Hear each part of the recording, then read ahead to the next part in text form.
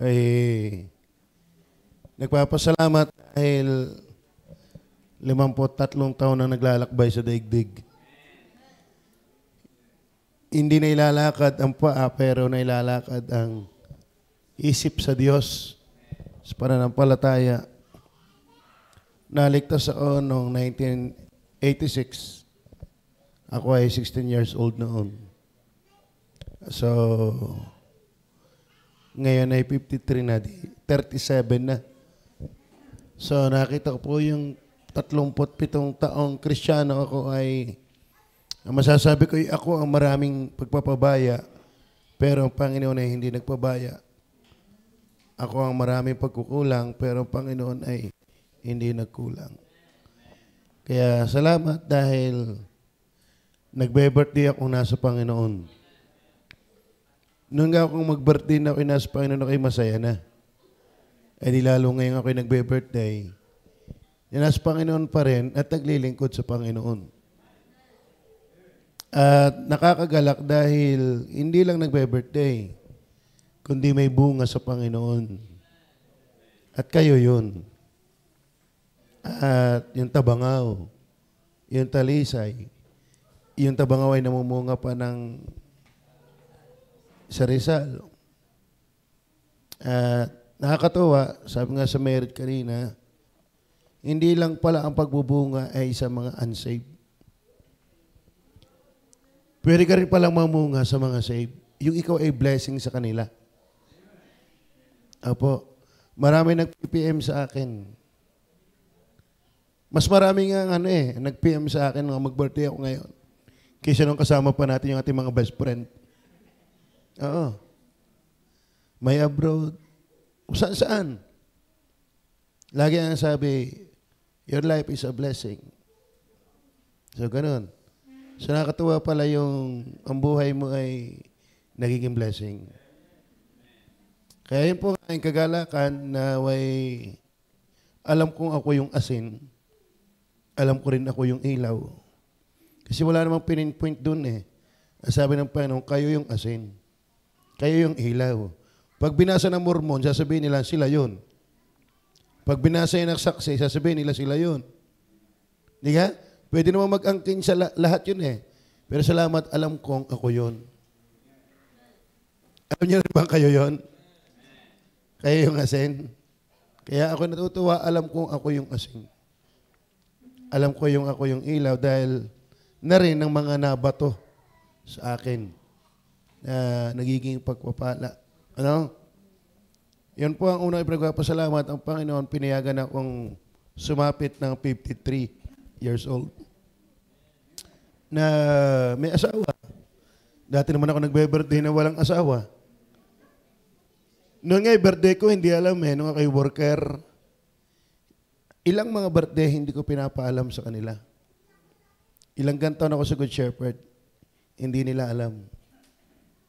Walang pagdiriwang sa birthday ko. Pero nung maglingkod sa Panginoon, kala mo may pero o bayong pa. May mga sexy dancer pa tayo. Yun pa, doon naka-hire tayo ng mga sexy dancer. Ano?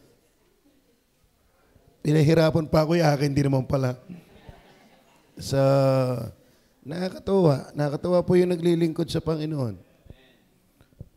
Tapos ako'y nga, may anak. Tapos ang aking mga kapatid, utay-utay ko nakikita yung parang hindi sila pinababayaan ng Panginoon. Yung aming panganay ay nakakilala na rin sa Panginoon, hindi lang sa baptist. Pero kita ko ang laki na ibinago niya. At saka bukang bibig ng mag-asawa, sabi ng mag-asawa, napakinggan ko bago kami maghiwa-hiwalay. Bukang bibig nila yung biyaya. Saka yung idea, di kayo bago pa tatag ang sanlibutan tayo pinili na. Ba? Yun din ang bukang bibig ng mag-asawa eh. Nakakatuwa naman. Tapos ipinasyal kami, pinag-outing kami. Talagang itong aking kapatid kung umalpas ng pera, parang binubukalan ng gatas at pulot eh. Lumibo na ng lumibo ang ano eh. Ang, yun na lang umupa doon sa Greenwoods. 30,000. Bali 1,000, isang buwan. Mura pa yon. Pero bawat kidlot doon, tapos ay bibili ng lupa din eh, worth 4 point something. 4 point something. Ang magdala sa may lupa ay pumayag na kalahati ang down, tapos susunod, 1 year to pay. Ay hulihan ay 2 million eh, hindi takot eh. So, ibig sabihin, may blessing talaga sa kanilang Panginoon. At pinagpipray ko naman talaga sila araw-araw, kaya ako'y tuwa eh. I am praying for them. Hindi ako natigil ng kapapanalangin sa kanila. Kahit nga kayo eh. Kasama kayo. Nung ipinagpipray ko si Jemuel, kinurot ako ng Holy Spirit eh. Kumakailan lang. Si Jemuel pinagpipray, paano yung mga bata dito lahat? Napakasakri naman ang iyong prayer. O nga naman. Kaya kung paano yung panalangin ko sa anak ko, maging matalino, proteksyonan, malusog, maligtas. Yun lahat ang panalangin ko sa lahat ng batuti na nandito. Kaya mahal na mahal ko mga bubut na nandito. Kasi pinagpipray ko sila. At yung makita ko ang kamay ng Panginoon na utay-utay na gumagawa, ay nakakagalak. Nakakagalak. Ano? So, ako'y nag-birthday, salamat. Pero higit ko yung pinagpapasalamat yung makita ko ang Panginoon sa aking birthday. Na hindi ako naglalakbay ng wala. Hindi ko nagugugol ang taon na wala lang meron. Kasama ko talaga ang Panginoon. Salamat sa Diyos dahil hindi matatawaran yung ginawa ng Panginoon eh. Kumbaga iba yung magpasalamat na imik lang. Pero yung may ebidensya baga. May ebidensya ba? No? Ipatunay man good.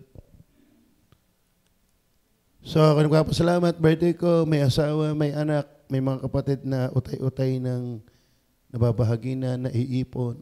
At kung matuloy yung aming pagpapagawa dyan sila titira. At inuudyo ka ng kuyang, doon na kayo sisimba kay pastor. Hindi kayo utay-utay na yon. Utay-utay na yon. Kaya wag lang muna mamamatay, makasimba yung mga yon. Ano? Sa di ka blessing yun. Tapos alam ko naman sarili ko, kay mahina para patnubayan ng Panginoon, pero Panginoon yan eh. Sabi nga ninong ko na bigyan ko yung masayas, Panginoon, kahit ako'y pakulang-kulang. Kaya nga ako'y masaya, kayo kulang-kulang. Yung nga nakakapagtaka eh. So, ako'y gayon din. Alam ko naman kayo maraming kulang, pero kayo pinasasaya din ng Panginoon. Sa birthday ko, yun pa, inuuna ko muna yung God side. Tapos, yung church, nagpapatuloy tayo na masaya. Masaya ba kayo? Alam mo yung saya, hindi mo lagi nakangiti yan. Yun lang ikinagpapatuloy, yun ay mukha na ng masaya. Di ka? Tapos ako'y natutuwa din dahil hindi natigil ang panganganak ng manggagawa. Abay, nagsimula tayo noong ilang doon kami sa bahay noon sa simbahan. 17 yata, kung di kami nagkakamali.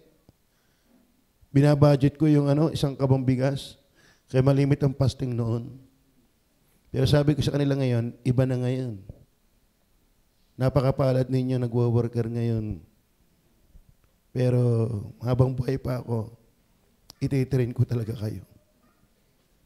Kung ano ang worker. Amen? Kaya ba'y nagagalak na tayo may 7 workers na bago? Nasaan ba yung ating mga workers na yan? Nagagalak ba kayo? Wala sila dito. Ano? O imagine, 7 uli. Ay, okay talagang kayo natutuwa diyan. Maraming simbahan, walang ganyan. Oo. Pero salamat, hindi tayo mayaman sa maraming bagay. Pero mayaman tayo sa pagkilos ng Panginoon. So, ibig sabihin, blessing talaga yon. Panalangin lang natin na maging matatag sila at maging mapagpatuloy. Pandalawang pasalamat ko naman ay di kayo. Ako'y natutuwa dahil mahal niyo ang pastor niyo. Dahil kita ko naman yon. Hindi biro yung 53,000 na yun. Hindi naman kayo mayayaman eh. Kita ko, hindi kayo mayayaman. Pero kaya niyo yun. Binigyan niyo ng 53,000. Ba? Kaya may lumapit agad din ang hiram ng 20,000. Ano? Di naman nila alam na ako yung nagtatay sa offering. 20% agad. Ang tanggal dun. So, nakakatuwa. Salamat sa inyo, church. Okay, niwala kung paano pinagpipray ko kayo, pinagpipray nyo rin ako. Actually, iisa yung pagpipray nyo. Kayo, pinagpipray kong lahat. Pero ang maganda doon, mas marami na nanalangin sa akin. Kayo, iisa ang nagpipray sa inyo. Doon lang ako nakakalamang. Ano? So, salamat.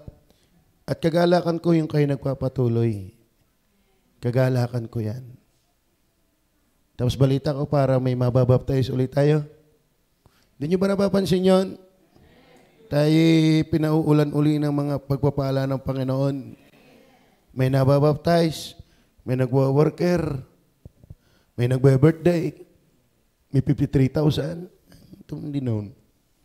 Kaya ako nanalangin dahil kausap ko si Pastor Benny Abante nung kami pumunta sa Congress.